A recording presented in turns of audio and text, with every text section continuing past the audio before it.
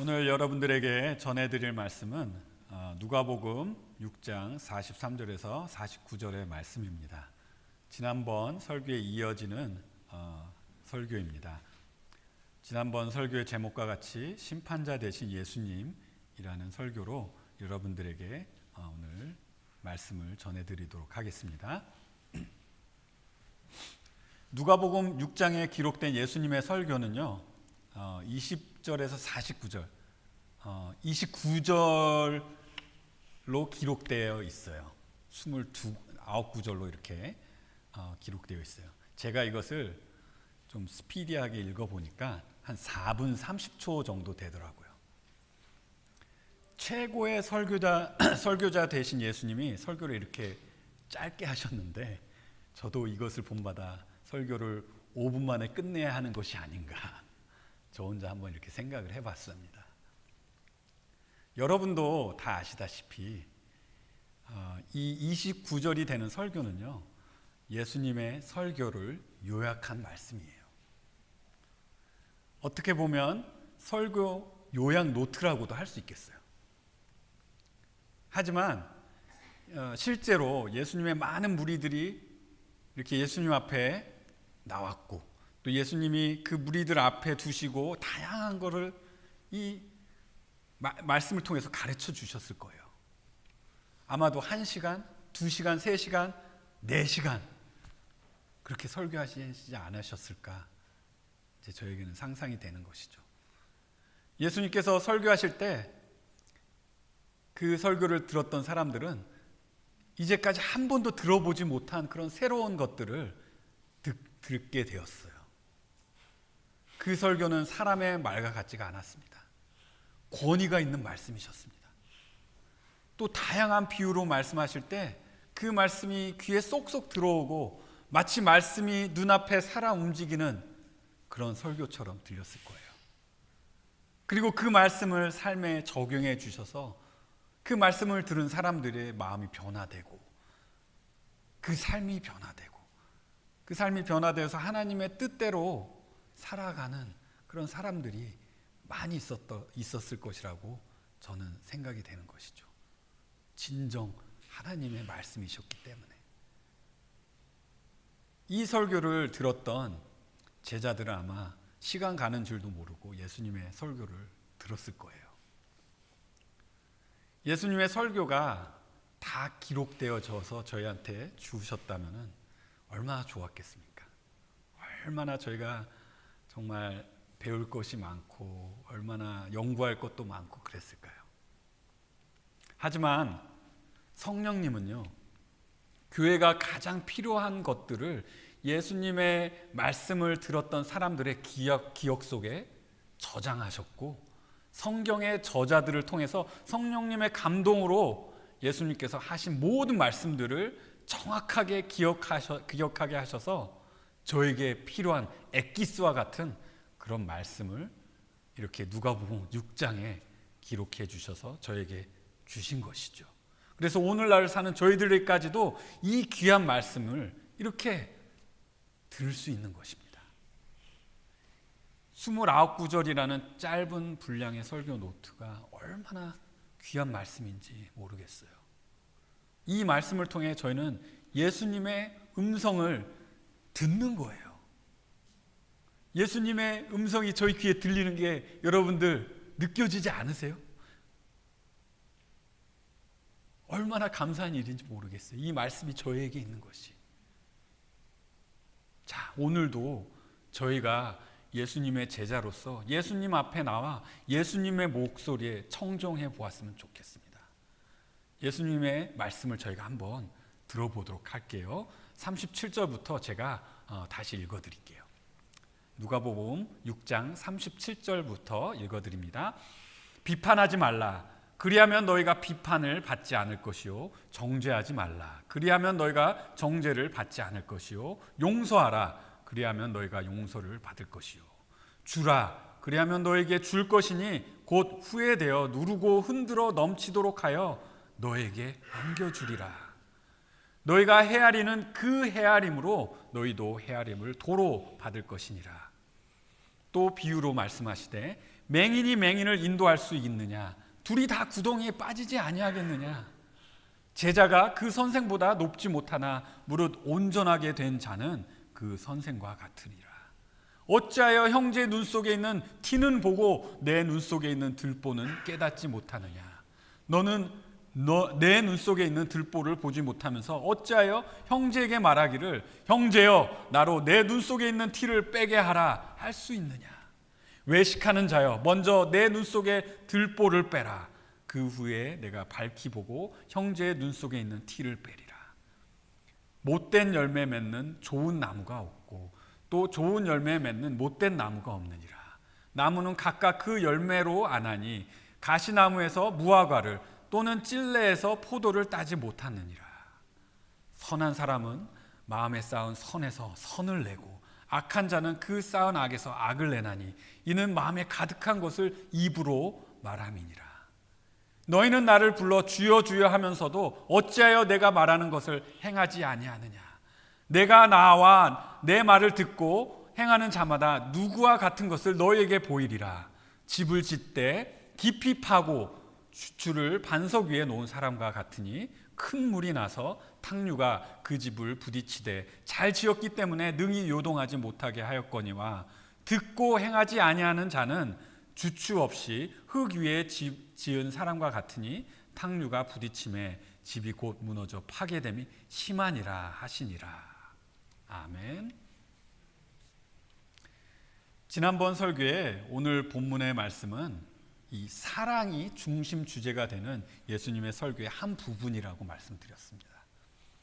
예수님은 저희가 하늘나라를 소유한 믿는 자로서 저희가 이웃을 어떻게 사랑해야 하는지, 특별히 저희를 어렵게 하는 이웃을 어떻게 사랑해야 하는지를 가르쳐 주셨어요. 그 사랑이란 주제 속에서 저희가 가져서는 안 되는 태도를 하나 저에게 말씀하셨는데 그것은 바로 비판적인 태도였습니다. 예수님은 비판적인 태도를 금하셨어요.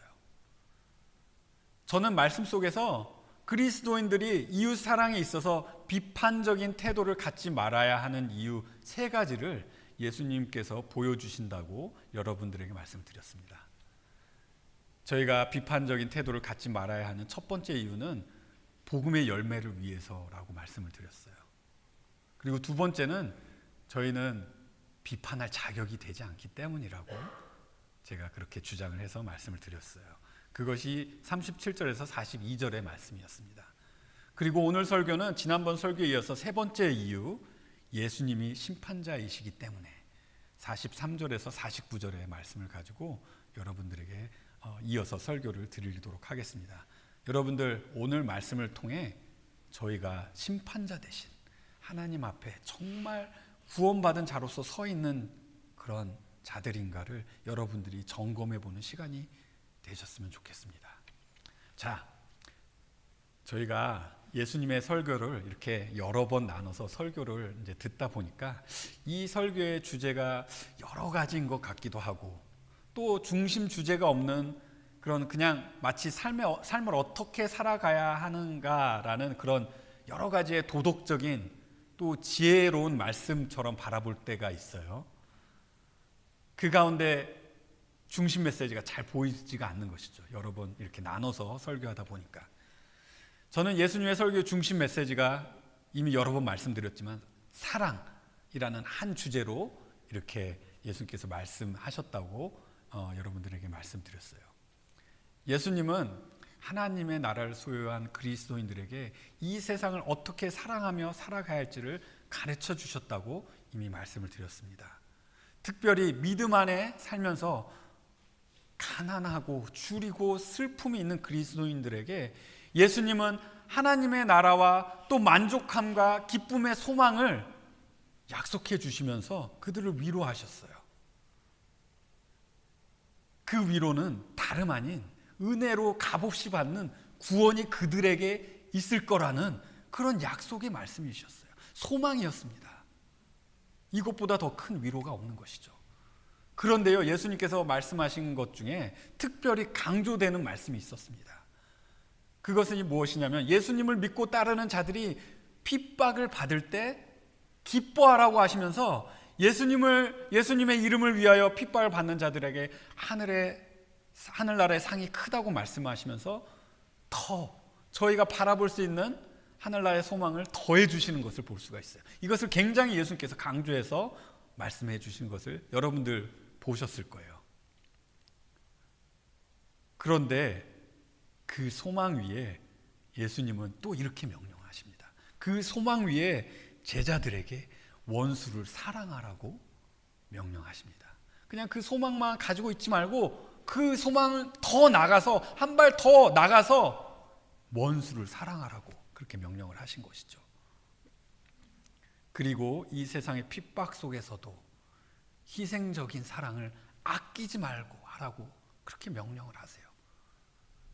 그 사랑의 모습은 미움을 받아도, 사람들에게 저주의 말을 받아도, 뺨침을 받아도, 있는 것을 다 빼앗겨도 그러한 부당한 것을 보복하지 않고, 그러한 사람들을 위해서 저희가 기도를 하고, 그러한 사람들을 축복해주고, 그 사람들이 죄에서 돌이켜 하나님의 자비하신 가운데로 다시 나올 수 있도록 하는 것이 진정한 사랑의 모습인 것으로 저희가 지난번 설교를 통해서 배웠던 것이죠.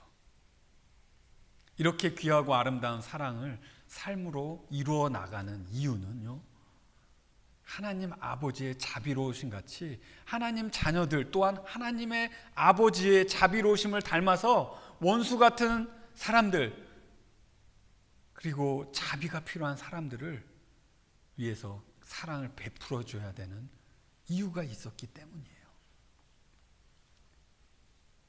그런데요, 예수님은 더 나가서 그 사랑의 모습을 추가해서 보여주십니다. 그것은 바로, 그 사랑의 모습은 바로 비판하지 않는 모습인 것입니다. 예수님은 비판하지 말라고 하십니다. 그리고 정죄하지 말라고 하십니다. 이것 또한 사랑의 모습입니다. 죄에 대하여 판단하지 말라고 말씀하는 것이 아니라, 이것은 이미 지난번 설교에서 설명해 드렸어요. 죄에 대해서는 올바르고 정당한 판단이 필요한 것이죠. 이 비판하지 말라는 말씀은 사랑의 열매, 곧 복음의 열매와 연관지어서 제가 설명을 드렸잖아요. 그래서 예수님의 은혜가 필요한 자들이 구원을 받을 수 있도록 도와주고 복음을 전함을 위해서 그들의 죄, 그들이 저에게 했던 모든 것을 비판하거나 판단하지 말라, 그리고 정죄하지 말라, 그런 의미로 저희가 이것을 해석했던 것이죠. 그런데요, 저희가 만약에 믿는 자들이 그들 앞에 그들이 저에게 했던 모든 그런 죄악들을 비판하고 판단한 그런 자리에 저희가 서 있다면, 복음이 필요한 자들이 저에게 가까이나 올 수가 있을까요? 복음이 필요한 자들이 어떻게 저희를 통해서 하나님께 가까이 갈 수가 있을까요? 절대 그럴 수 없는 것입니다. 특별히 그리스도인을 핍박하던 사람들이 구원의 은혜를 얻고자 할 때 저희는 그들을 용서해야 되는 것입니다. 더 나아가서 저희가 판단하거나 정죄할 수 없는 이유는 저희가 가지고 있는 이 정의와 공의는 세상의 것들로 만들어져 있기 때문이에요. 그렇기 때문에 하나님의 완전하시고 절대적인 정의와 공의에 저희가 미칠 수가 없는 거예요. 저희의 정의와 공의는 왜곡되고 부패되었습니다. 저의 욕심과 죄악으로 인해서 하나님의 정의와 하나님의 공의를 잃어버린 지가 오래인 것입니다. 지난주에 저희 담임 목사님 설교를 통해 정의롭게 또 공정하게 재판하는 것, 판단하는 것이 얼마나 중요한 것인가를 저희가 배웠어요. 한 나라의 재판관의 판단들이 나라를 살리기도 하고 나라를 부흥하기도 하지만, 또 한 나라의 재판관과 판사들의 그런 잘못된 판정들이 나라를 말아먹게 하고 패망하게도 하는 것을 배웠어요. 그토록 이렇게 정의와 공의는 중요하다는 것을 저희가 배웠었죠. 하지만 저희의 정의와 공의는 마치 장님이 장님을 인도하는 것과 같고, 또 저희의 판단은 내 눈에 들보는 보지 못하고 남의 눈에 있는 티만 지적하는 그런 이기적이고 편협한 그런 판단일 때가 많은 거예요. 이러한 판단은 그 누구에도 도움이 되지 못합니다. 오히려 영혼을 하나님과 더 멀어지게 하는 그런 고통을 만들어 버리게 되는 것이죠. 자, 그런데 저에게 질문이 생깁니다. 성경은 분명히 판단하는 것을 금하지 않으시는데, 그러면 저희가 사람을 어떻게 좋은 이런 그 잣대로 바라봐야 하는 것일까라는 질문이 생기는 것이죠. 예수님은 그것에 대한 답을 이렇게 비유로 제시하십니다. 43절에 못된 열매 맺는 좋은 나무가 없고 또 좋은 열매 맺는 못된 나무가 없느니라. 못된 열매가 뭐죠? 또 좋은 열매는 뭐죠? 못된 열매는 먹지 못하는 열매, 뭐 독성이 있어서 이렇게 배탈을 나게 하는 그런 열매를 이렇게 상상하게 해요. 또 좋은 열매는 저희가 즐겨 먹는 뭐 사과, 포도, 배, 복숭아 그런 열매를 생각하게 합니다. 뭐 중동 지방에서 이제 재배되는 열매를 생각하자면 뭐 무화과, 포도가 이제 대표적인 예겠죠. 그래서 사람에게 아무리 좋을 것이 없는 열매와 아무런 좋을 것이 없는 열매와 사람에게 기쁨을 주는 열매, 이 부정적인 열매와 긍정적인 열매를 이렇게 저희 머릿속에서 비교하며 생각하게 하는 그런 비유로 예수님께서 저에게 말씀하시는 것이죠. 특별히 이 사랑이라는 중심되는 주제와 관련되어서 저희가 이러한 열매를 이제 생각해 보면 여기에서 못된 열매는 이 사랑과 반대되는 증오함과 판단하는 것이 되는 것이고요. 그리고 또 여기서 좋은 열매는 사람에게 기쁨을 주는 사랑과 용서를 의미하는 그런 열매가 되겠죠. 자, 말씀에 또 못된 열매는 못된 나무에서, 좋은 열매는 좋은 나무에서 나온다는 아주 좀 상식적인 말씀을 하세요. 이러한 당연하고도 상식적인 말 속에서 또 어떠한 또 중요한 의미가 있는지 생각을 해보면 이 말씀은 각각 열매의 근원이 다르다는 것입니다.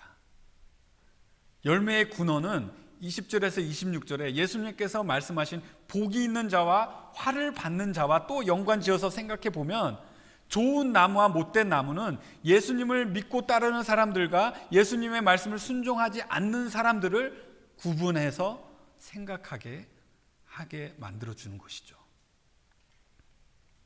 믿는 자들은 사랑과 용서와 같은 좋은 열매를 맺고 예수님 말씀을 순종하지 않는 자들은, 화가 있는 자들은 증오와 미움과 판단과 같은 사람을 해롭게 하는 열매를 맺는다는 것입니다.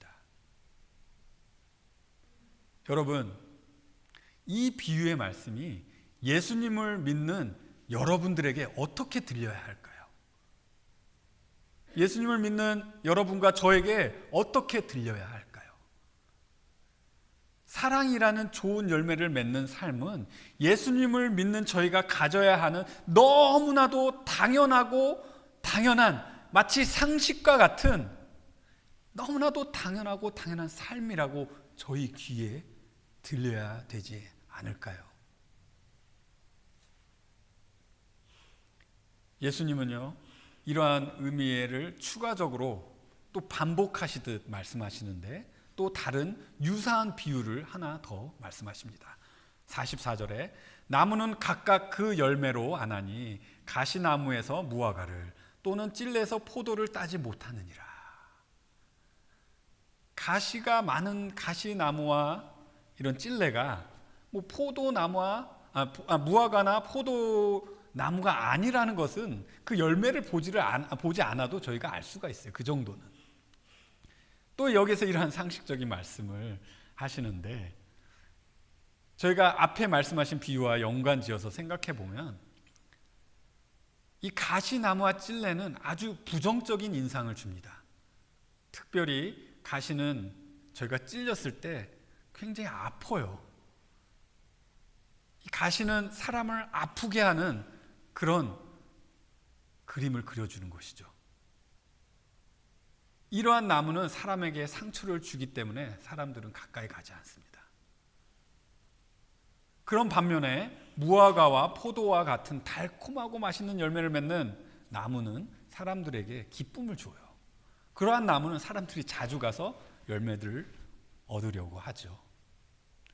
그리고 가시에 찔림과 같은 아픔을 주는 나무에서 무화과와 포도 열매를 맺을 수 없다는 것은 아까도 말씀드린 것처럼 예수님을 순종하지 않는 사람은 이러한 귀한 열매를 맺을 수 없다는 것이죠.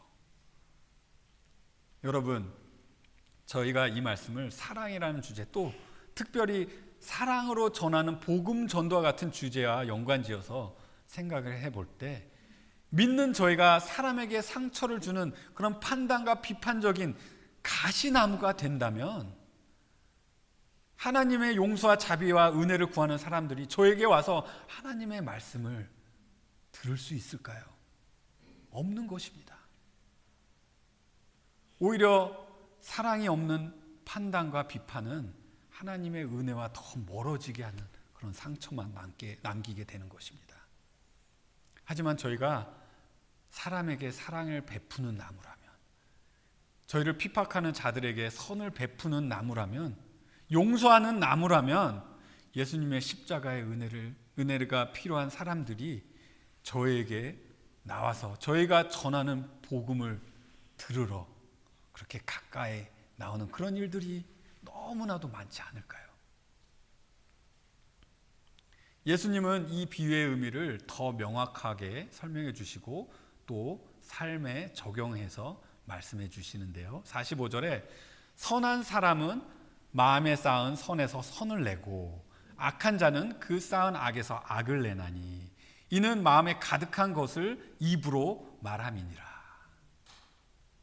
선한 사람과 악한 사람, 그리고 선에서 나온 선, 악에서 나온 악, 이 말씀 또한 앞에 예수님께서 말씀하신 비유의 의미가 반복되는 말씀입니다. 그런데 이 말씀에는 이 비유의 의미를 사람의 마음과 연관을 시키는 그런 새로운 의미가 추가가 됐어요. 예수님은 사람의 마음속에 있는 것이 사람이 맺는 열매와 직접적인 연관을 갖는다고 말씀하세요. 선한 사람은 예수님을 믿고 순종하여 하나님의 선을 닮아가는 사람은, 그런 사람의 마음은 하나님의 자비하심을 담습니다. 그래서 그 마음속에 사랑이 가득하고 너그럽고 자비합니다. 그러한 마음은 선함을 삶으로 보여줍니다. 악한 자, 예수님의 말씀을 따르지 않는 자, 하나님 대신 예수님을 닮으려 하지 않는 그런 사람들입니다. 그 마음속에는 세상의 가치관과 세상의 지식과 또 자신의 이심과 욕심이 얽혀 있습니다. 그러한 마음은 삐뚤어진 정의와 공의로 사람을 판단을 합니다. 그리고 그러한 판단은 증오와 미워함과 또 아픔을 드러내는 그런 삶이 되는 것이죠. 죄악이 가득한 삶으로 드러나게 되는 것입니다. 예수님은요, 이 말씀을 삶에 적용해 주시는데요, 삶의 많은 부분 중에서도 입으로 말하는 언어의 삶에 적용을 해 주십니다. 예화로 마틴 로이드 존스의 이제 아내가 되시는 베단 로이드 존스 사모님의 간증집에 이러한 간증이 있더라고요. 사모님이 아주 말을 험하게 하는 어떤 사람이 예수님을 믿고 변화된 그런 일화를 이 자신의 간증책에 기록하셨는데요. 이 사람은요, 한 문장을 말할 때 이 욕설이 없이는 문장이 완성이 되지 않는 그런 사람이었어요.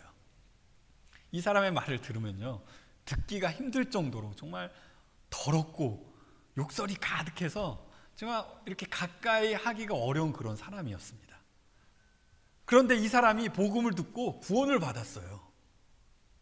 그런데 구원받은 후에도 자신의 언어가 너무나도 더럽고 죄악되구나를 이렇게 깨달았지만, 하지만 그 버릇이 고쳐지지가 않는 거예요. 이 더럽고 욕설이 가득한 언어가 평생 자신의 언어였기 때문에 너무나도 고치기가 힘든 거예요. 그런데 이 사람이 어느 날 하루 아침에 이제 출근을 하려고 이제 아침에 일어나서 옷을 입다가 양말을 찾는데 양말이 없는 거예요. 그래서 아내에게 이 모 같은 양말 못 찾겠어. 이 모 같은 양말 도대체 어디에 둔 거야 하면서 욕을 섞어가면서 이제 아내에게 막 소리를 쳤는데, 그 자신의 한 그 말이 메아리 쳐서 자신의 귀에 들렸던 것이죠. 자신이 한 말을 곰곰이 생각해 보니까 양말 하나 찾는데도 욕설을 해야 되는 자신을 바라볼 때 너무나 슬픈 거예요. 그래서 그 사람이 그 즉시 하나님 앞에 무릎을 꿇어서 기도를 했다고 합니다. 하나님, 저는 양말 하나 찾는 것도 욕설 없이는 안 되는 사람입니다.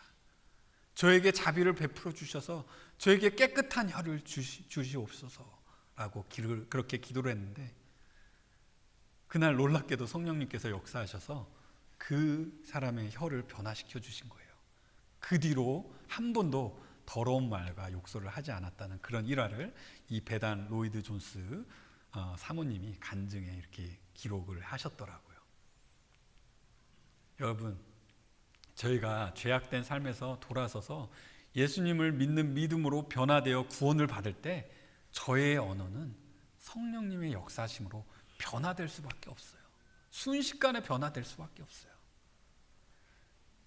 변화된 저의 언어는 사랑을 말하기 시작해야 합니다.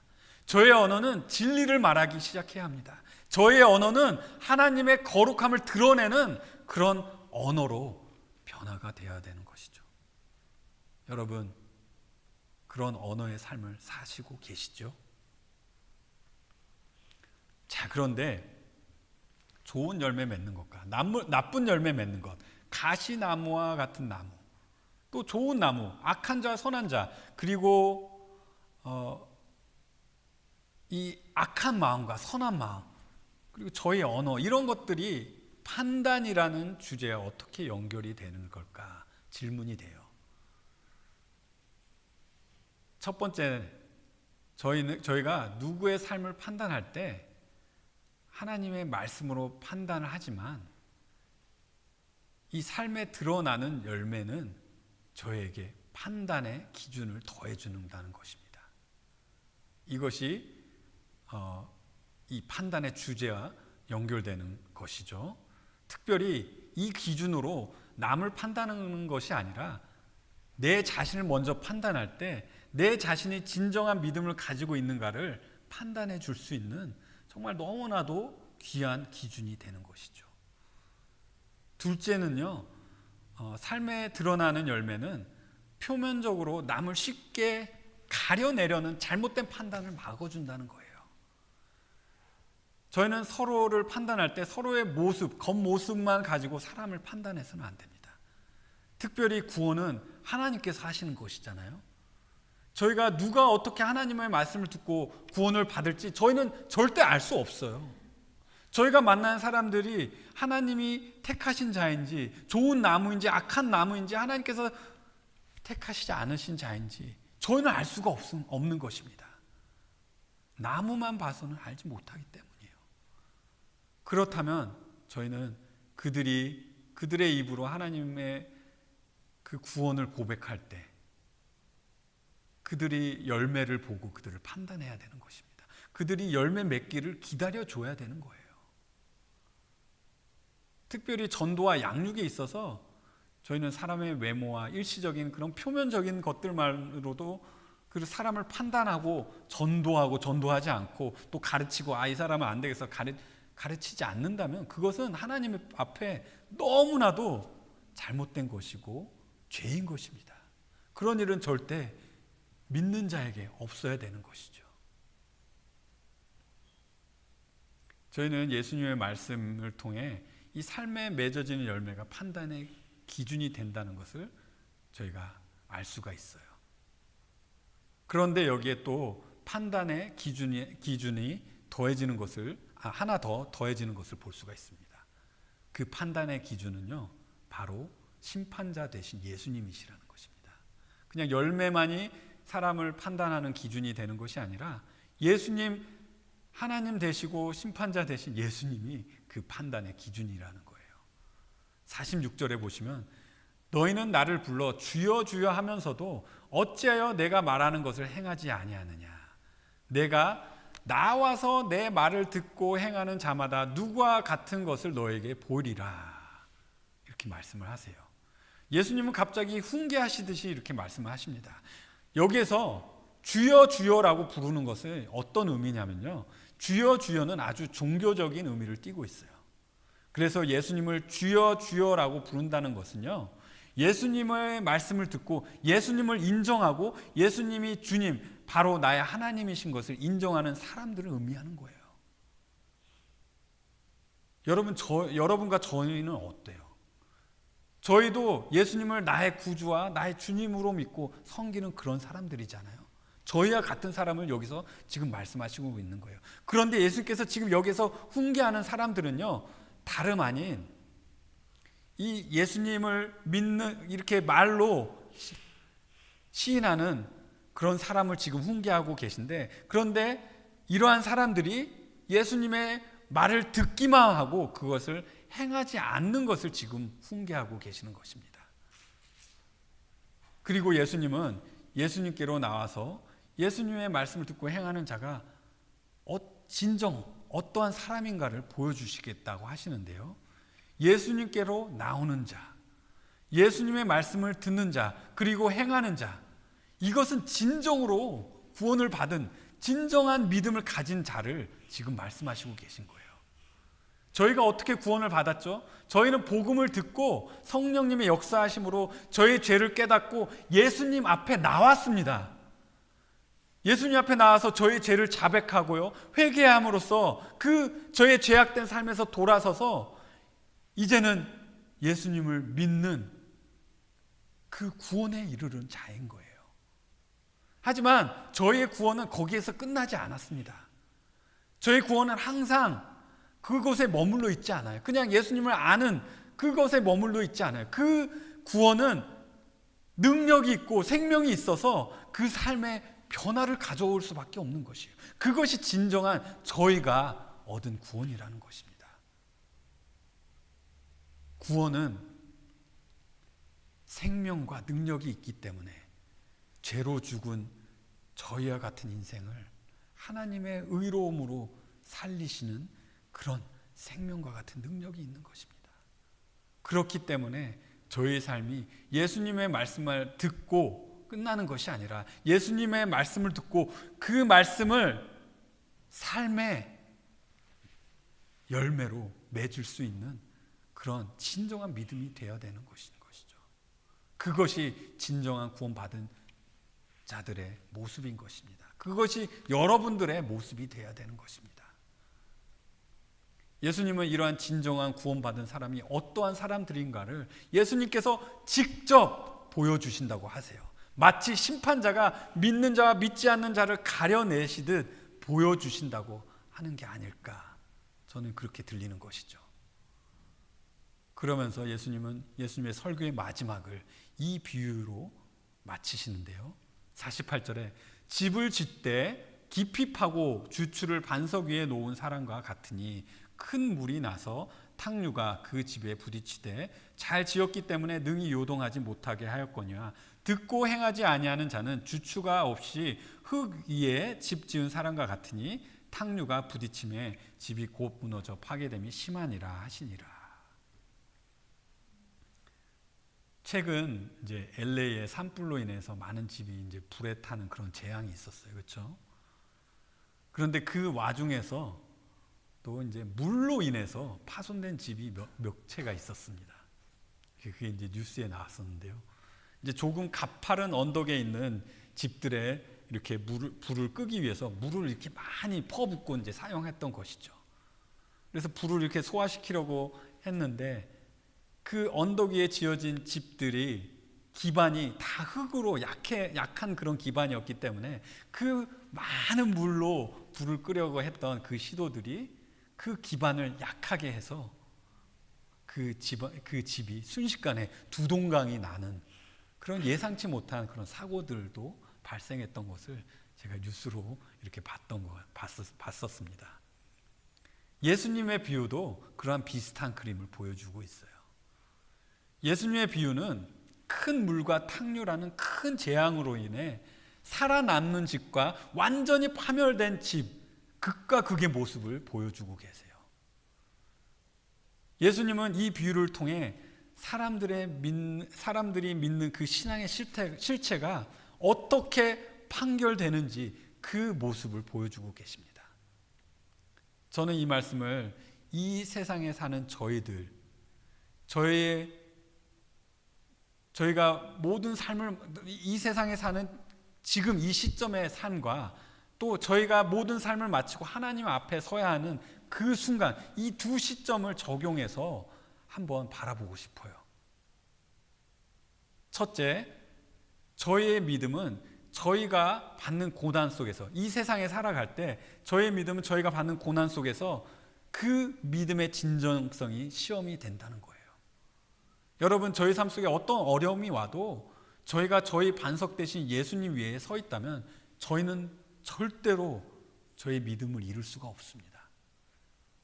하지만 나의 믿음이 예수님의 반석에 서 있지 않는다면, 이 세상의 것들에 서 있다면, 또 예수님이 아닌 그런 다른 진리가 아닌 것들 위에 서 있다면 그 신앙은 무너질 수밖에 없는 것입니다. 그런데요, 저희가 이 세상에 있을 때 그러한 고난이 저에게 닥친다면 그것은 오히려 다행인 것이에요. 제가 다행이라고 말씀드리는 것은 이 세상에서 무너진 신앙은 다시 진리 되신 예수님이라는 반석 위에 다시 세울 수 있기 때문이에요. 기회가 다시 주어지는 그런 은혜가 될 수 있다는 것입니다.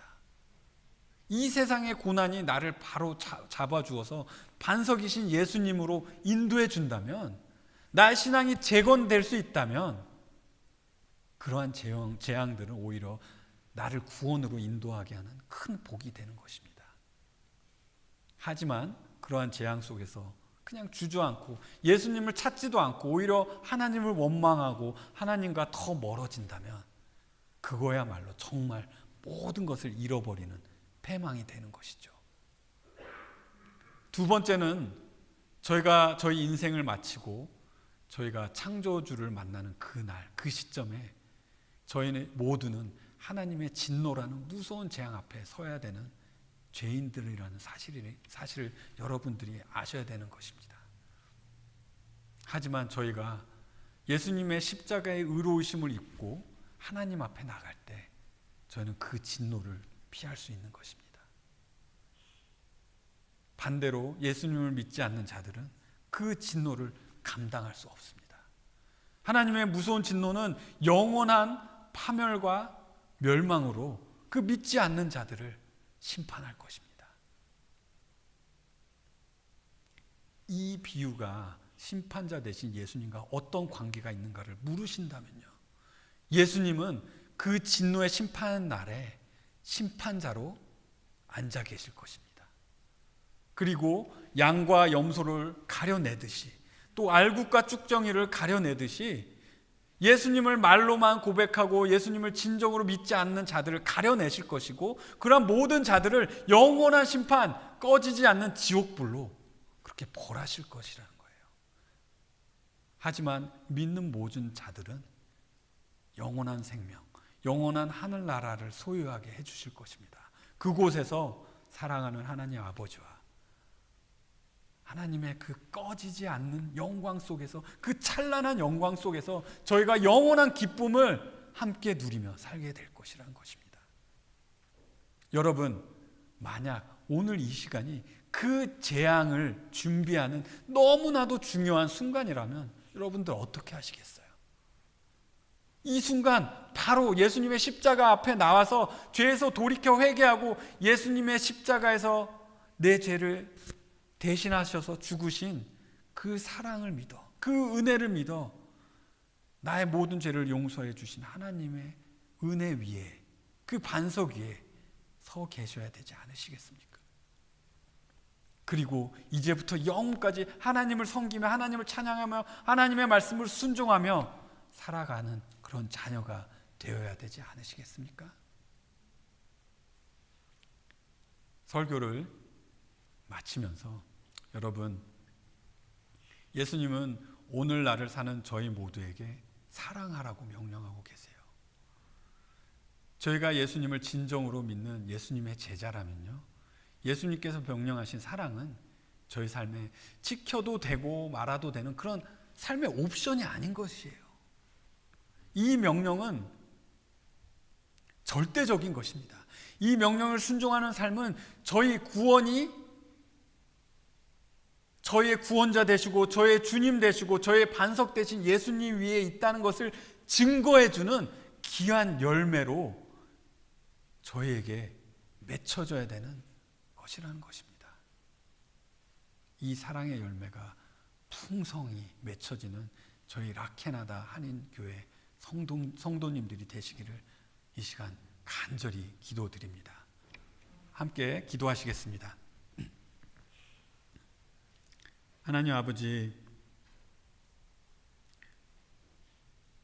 저에게 예수님의 음성을 이 말씀을 통해서 남겨주신 이 크신 은혜를 감사드립니다.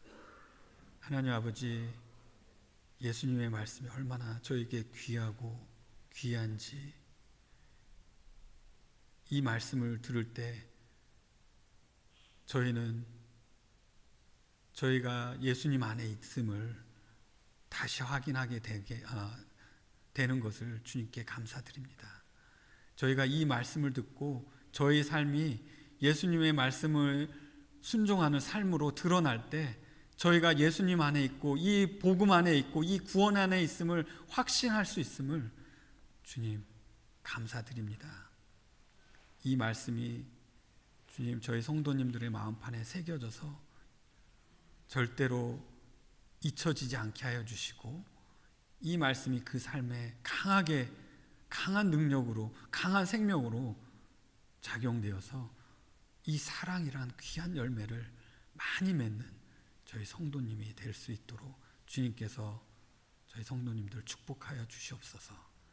감사드리며 이 모든 것을 예수님의 귀하신 이름으로 기도드렸습니다. 아멘. 이 시간 저희가 찬송가 530